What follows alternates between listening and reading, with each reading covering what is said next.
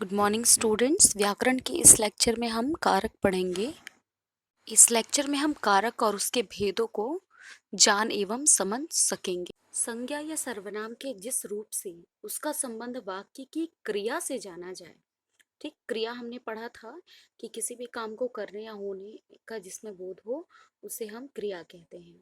तो क्या है, संज्ञा या सर्वनाम जो है उसका संबंध किसके साथ बताने वाला, क्रिया के साथ बताने वाला हो उसे हम कारक कहते हैं। यानी वो क्या करता है, कनेक्ट करता है किसको, संज्ञा या सर्वनाम को क्रिया के साथ। ठीक, कारक चिन्ह संज्ञा या सर्वनाम के बाद ही लगते हैं। जैसे पेड़ से पत्ते गिरते हैं, तो देखिए पेड़ यहाँ पे क्या है, संज्ञा है। ठीक, पत्ते गिरना क्या है, पत्ता जो है कर्म है और गिरना क्या है, एक क्रिया है। ठीक, तो इन सब के बीच में जो संबंध बता रहा है कौन, से ने क्या किया, इसको जोड़ दिया। ठीक, इसलिए इसको हमने क्या किया, कारक चिन्ह कहा। ठीक, हिंदी भाषा में कारक के निम्नलिखित 8 भेद हैं। ठीक, कौन कौन से, कर्ता कारक, कर्म कारक, करण कारक, संप्रदान कारक, अपादान कारक, संबंध कारक, अधिकरण कारक तथा संबोधन कारक। कुल 8 कारक हैं इसमें। ठीक है, जिसके कुछ चिन्ह निश्चित किए गए हैं। आप पहचानेंगे कैसे कि कौन सा कारक है।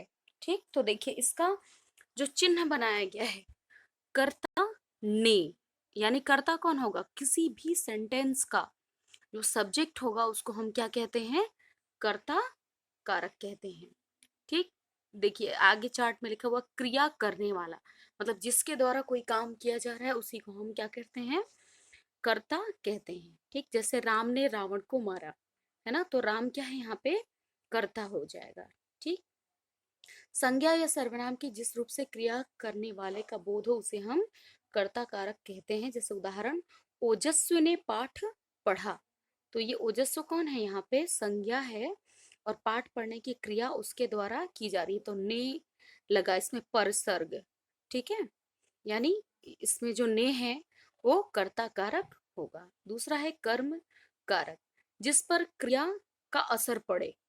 ठीक है, तो इसमें को, इसका विभक्ति चिन्ह कैसे पहचानेंगे आप, वो क्या होगा, को होगा। संज्ञा या सर्वनाम द्वारा दी गई क्रिया का फल या प्रभाव जिस पर पड़ता है उसे कर्म कारक कहते हैं। जैसे माँ ने बालक को सुलाया, है ना, अब सुलाने का काम कौन कर रहा है, माँ, माँ कर रही हैं, लेकिन सो कौन रहा है, यहाँ पे कर्म कारक है बालक। ठीक, तो को क्या हो गया, विभक्ति है जो माँ और बालक के बीच में एक संबंध स्थापित कर रही है। फिर है करण कारक, जिसकी सहायता से कोई कार्य हो, यानी कोई वो एक द्वारा, मतलब एक क्या कहेंगे, मीडियम, उसे ही करण कारक कहा जाता है। जैसे देखिए कंस कृष्ण के द्वारा मारा गया, है ना, तो के द्वारा या से। ठीक, जैसे राम ने धनुष से रावण को मारा, अगर कहेंगे तो ये क्या हो जाएगा, करण कारक होगा। संप्रदान कारक, संप्रदान का शाब्दिक अर्थ है देना। ठीक, प्रदान करना है यानी देना। जिसके लिए कोई कार्य किया जाए या जिसे कुछ दिया जाए वह संज्ञा या सर्वनाम पद संप्रदान कारक होते हैं। ठीक, जैसे आयुष ने रोहन को पुस्तक दी। ठीक, तो देखिए संप्रदान कारक का चिन्ह भी है को या के लिए, जिसके लिए कोई क्रिया की जा रही है उसको हम संप्रदान कारक कहेंगे। एक और उदाहरण देखते हैं, महिला ने भूखे को भोजन दिया। ठीक, तो यहाँ पे चिन्ह आपको समझ में आ रहा होगा। फिर है अपादान कारक, संज्ञा या सर्वनाम के जिस रूप से अलग होने का भाव प्रकट हो वहां अपादान कारक होता है। इसका परसर्ग, ठीक, यानी चिन्ह जो है वो से होता है। अब देखिए यहाँ कंफ्यूजन होती है कि करण में भी से है और आपादान में भी से है, लेकिन दोनों ही से में अंतर है। कैसे, एक जो है वो के द्वारा जिस साधन के रूप में प्रयोग किया जा रहा है और दूसरा क्या है, अलग करने की बात की जा रही है। ठीक, जैसे चिड़िया पेड़ से उड़ गई, तो पेड़ से अलग होने की बात की जा रही है ना। जो पत्ते हैं वो पेड़ से गिरते हैं। ठीक, पहाड़ों पे झरना बहा, झरना जो है अलग हो रहा है, पहाड़ से गिर रहा है आगे को। ठीक।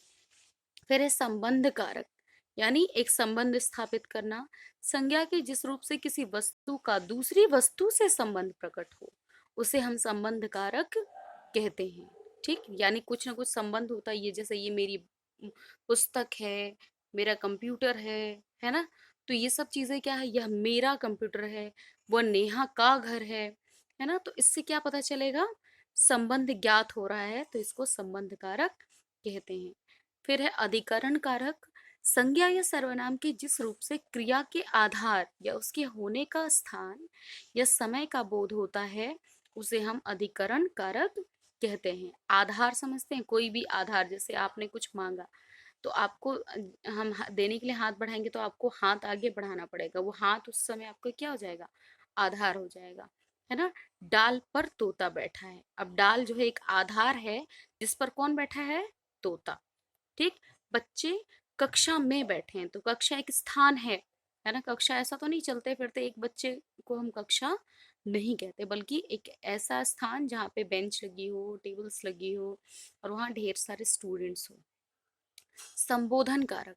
शब्द के जिस रूप में किसी को बुलाने या पुकारने का भाव प्रकट हो उसे संबोधन कारक कहते हैं। सबसे आसान कारक यही होता है जिसको आप आसानी से समझ लेते हैं। संबोधन कारक का अर्थ होता है पुकारना, संबोधन करना, सुनो रमेश इधर आओ, या कुछ भी जो भी आप नाम बुलाते हैं, ठीक है। अरे बबित इधर आओ, हे ईश्वर सबकी रक्षा करो, है ना। और इसका जो चिन्ह होता है परसर्ग, वो ये होता है। ठीक। उम्मीद करती हूँ आपको कारक समझ में आ गया होगा। अभी आप लोग क्या करेंगे, अपनी कॉपी में इसको अच्छे से ये काम करेंगे, और कोई भी क्वेश्चन हो प्लीज पूछिएगा। समझ में आ गया हो तो भी कमेंट बॉक्स में लिख के बताइए कि मैम समझ में आ गया है ना, ताकि मुझे भी तो पता चले कि कुछ फायदा हो रहा है। Thank you.